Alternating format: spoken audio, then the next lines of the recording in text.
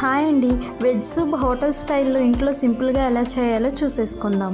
Cold fever టైంలో అయితే ఈ సూప్ పర్ఫెక్ట్ రెసిపీ అని అయితే చెప్పొచ్చు మనం. సో ఫ్రెష్ వెజిటేబుల్స్తో చేసుకుంటే ఇంకా చాలా బాగుంటుంది, మన బాడీకి కూడా చాలా మంచిదన్నమాట. సో లేట్ చేయకుండా ప్రాసెస్లోకి అయితే వెళ్ళిపోదాం. సో ముందుగా అయితే స్టవ్ ఆన్ చేసుకొని గిన్నె పెట్టుకొని ఒక స్పూన్ ఆయిల్ వేసుకొని దానిలో 4 నుంచి 5 మిరియాలు వేసుకొని 2 లవంగాలు కూడా వేసుకొని సన్నగా తరిగిన వెల్లుల్లి ముక్కలు అలాగే క్యారెట్ ముక్కలను కూడా వేసుకోవాలి.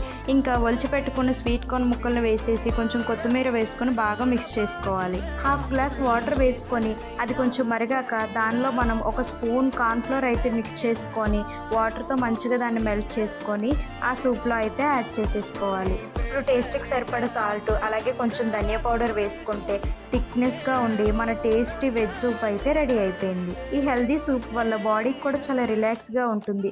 ఇలాంటి టేస్టీ సింపుల్ రెసిపీస్ కావాలంటే నా ఛానల్ని సబ్స్క్రైబ్ చేసుకోండి.